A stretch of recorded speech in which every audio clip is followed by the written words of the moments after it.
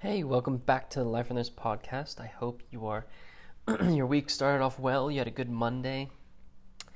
I wanted to chat through the Dubai Watch Week's Horology Forums that took place in New York City this past weekend. I actually was in New York City, but I didn't have a chance to go to these to the forum to see some of the panels, which was, if if I'm completely honest, kind of a stupid thing that I didn't go and attend.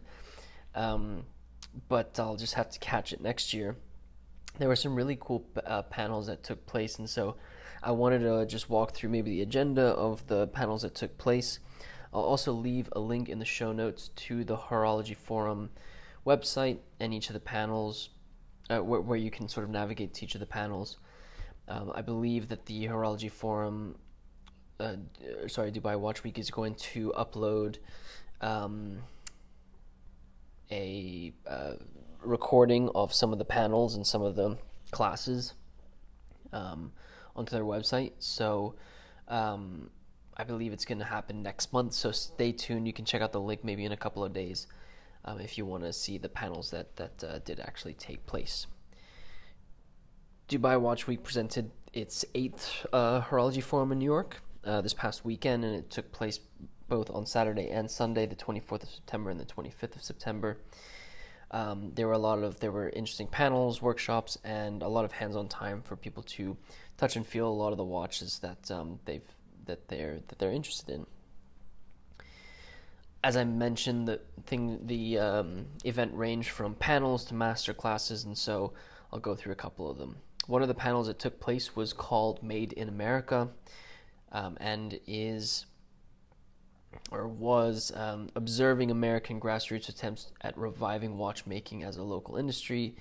It is a matter of heritage and generation of practice that promote a healthy watch industry, or will true grit prevail? We bring in American-made watchmakers to reveal their journey to answer questions while taking into account increasing consumer demand by Americans for Made in America.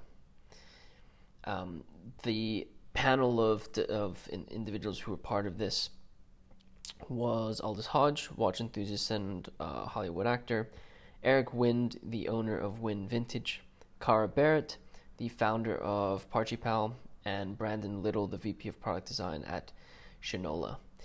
These are obviously names that you probably have heard if you are interested in watches. I saw a couple snips of this on Instagram, and it seemed as if the discussions were quite interesting. Each of these individuals brings a pretty unique part of the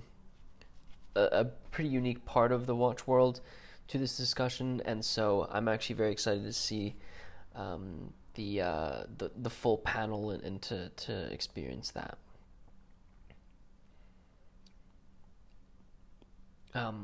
As I mentioned, there were some master classes. One of them was called Adam Moore Watch Photography Class.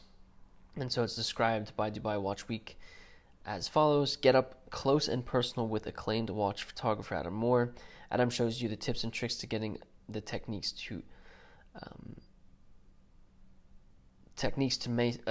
mask the lighting when you are only inches away from your tiny mechanical art, highlighting the finely crafted details of the watch you wear daily. From the design of an entry-level timepiece to a hot horology movement, there's something to be seen and explored in all watches. Join Adam and bring your favorite watches and macro lenses or camera phone to get up close to discover new things about personality of your timepiece. Suitable for all photography levels, watch and camera with macro capabilities required to participate. This is a pretty cool event. I wonder if they are going to release something for this class. It'd be quite interesting to hear Adam talk about this, because obviously when you're taking those wrist shots, you want to make sure that you have the best clarity as you can for Instagram. And I think it's a pretty interesting. Must have been a pretty interesting class.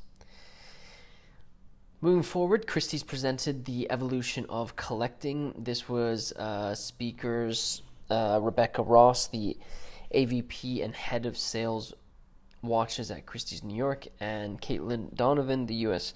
Head of department for handbags and accessories, sneakers, streetwear, and collectibles. It's described by Dubai Watch Week as a masterclass discussing the evolution of the luxury market. The class will survey how collecting has evolved in recent years. It will identify important paradigms in each category and will predict future market trends. For new categories and collectors in the traditional auction market to the evolution of trends in established markets, Caitlin and Rebecca will draw on their experience in the auction world to develop a dialogue that dissects the current state of the luxury collectible marketplace. This is a pretty relevant masterclass and would have been quite interesting to hear. I would imagine there's going to be a recording about that. Luxury sort of space is a very interesting space to study, if I'm honest.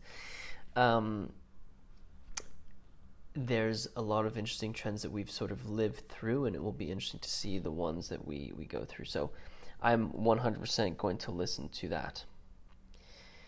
Another masterclass that was at this weekend was the Zenith Watch Clinic, and it's described as follows: explore the famed El Primera movement. In 1865, Zenith became the first watch manufacturer in the modern sense of the term, and its watches have accompanied extraordinary figures that strive to achieve the impossible, including Louis Blériot in his history-making flight across the English Channel. Zenith exclusively uses its own in-house development and manufactured movements in its watches. Since the creation of the El Primera in 1969, the world's first automatic chronograph caliber has mastered the complication with great precision and is capable of measuring to the closest 1/10 of a second in most recent Chronomaster lines, and 1/100th of a second in the Defy collection.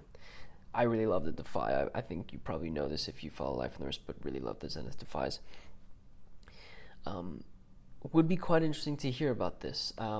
The synopsis is, I'm not going to say short, but it doesn't really dive into really what they're going to be looking through. So might be an interesting one to see. I'm sure that they'll probably have a recording of that. There was also a panel called The People versus Luxury, presenting the case of the people versus luxury. Luxury has morphed to become streeter by the minute, with increasing price tags.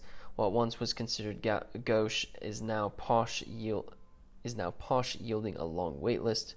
We explore this topic with industry leaders, examining the struggle between maintaining heritage and surrendering to trends. This panel included Marceau, watch collector and co-founder of The Armory, Rebecca Ross, AVP and head of sales watches at Christie's New York,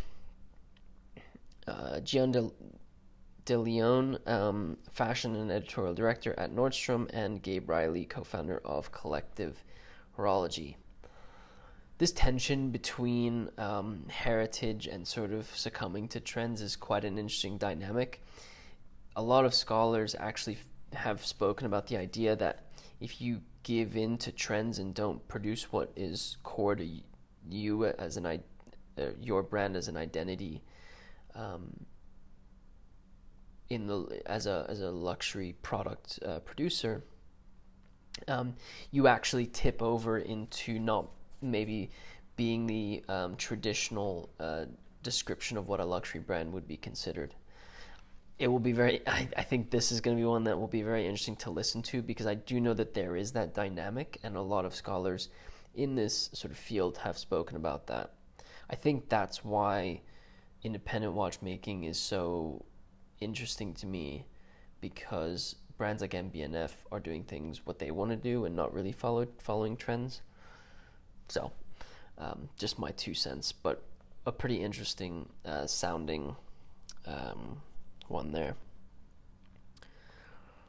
They also had a debate called Click Clock, Do a Double Take, and is described as follows: blood isn't always thicker than water. Will the watch industry thrive or stifle under family-run businesses? Is fresh blood required to inspire innovation, or is it better to keep it in the family? We discussed this during our debate topic, Do a Double Take, where two industry leaders will defend their opposing views in our all-new debate format, Click Clock.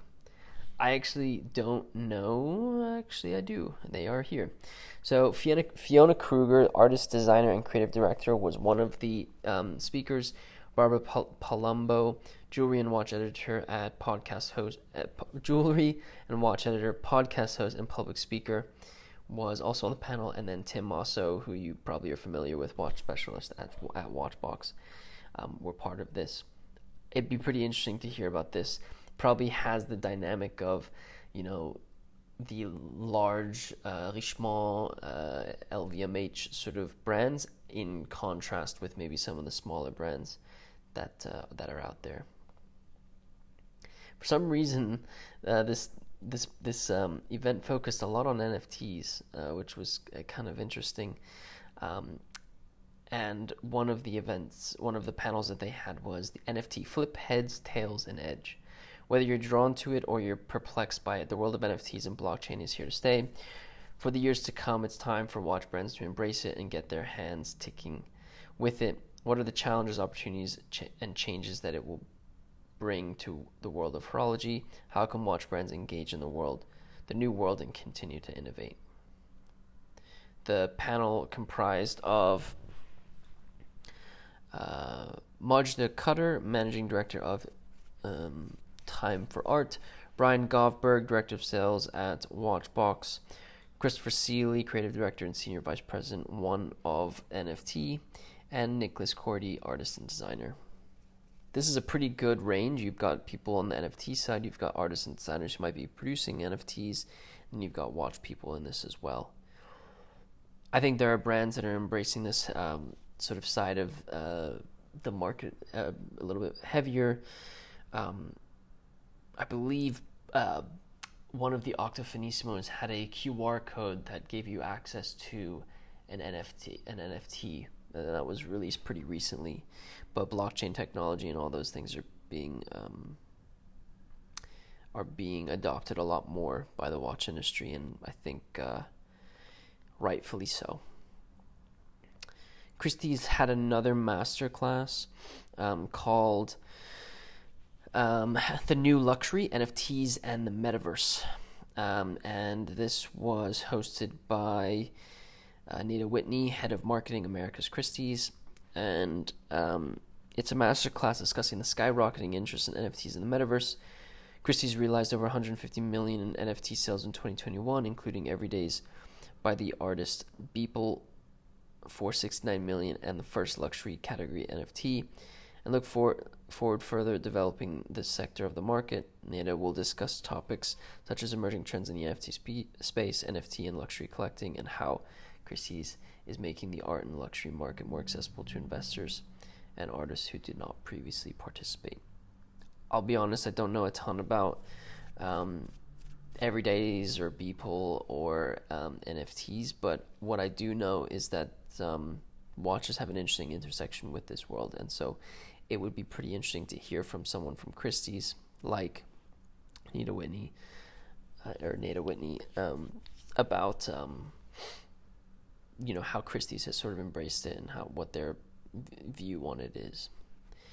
Lastly, there was another Click Clock sort of debate that they had. Do or do not resuscitate is the title, and is described as the red pill or the blue pill, presenting duality of choice, a choice between adapting or dying. Much like it, we pose a similar question. Is it better to revive a legacy brand or build a new one from scratch? We explore this in our debate, Do or Do Not Resuscitate, using our all-new debate format, Click Clock, where industry leaders go head-to-head trying to get their point across. The speakers included Barbara Palumbo, Julian watch editor, podcast host, and public speaker, who was part of some of the other ones. Jonathan Ferrer, designer and founder of Brew Watch Company, which has become very popular recently. Bertrand Malin, CEO of Melb Lux subsidiaries, MELB. This is a pretty interesting question. I think there are some watch brands that are relaunching and you're seeing them pop up a little bit more, which I think is very cool. I think, when you launch a brand, you have a lot of the heritage behind it that you can take along with you for the ride. But starting new brands can also be quite interesting. I think that's probably why Brew Watch Company was there.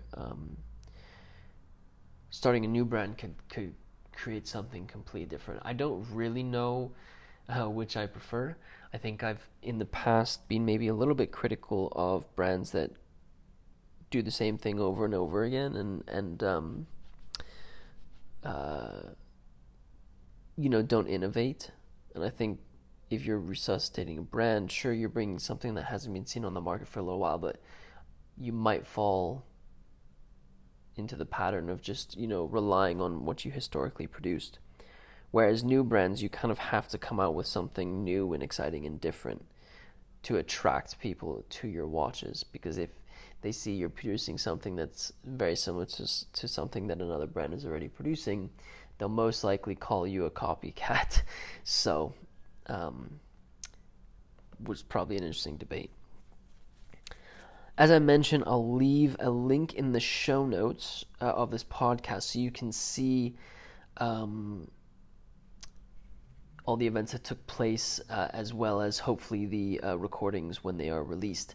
There was also a couple exhibits, one of them being called Christie's Bespoke Exhibition, a trifecta of luxury, which had some interesting collectibles in it.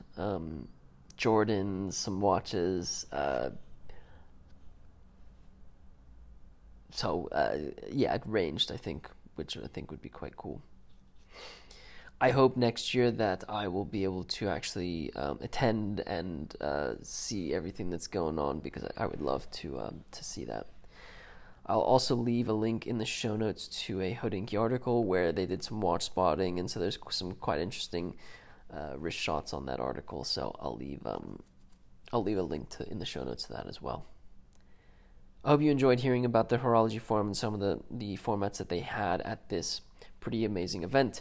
Let me know what you think about this. I'd love to hear your thoughts. You can hit us up on our website or on our social media accounts. If you are not following this podcast, be sure to follow it and share it with a friend who might be interested in watches. We'd love to have you part of the Life from There's family. As always, we produce a YouTube video every week, and we have a corresponding article in the editorial section of our website for that video. So if you want to get some more content from us, be sure to check out the show notes with all of our links. With that said, guys, I hope you all have a wonderful week, and until next time.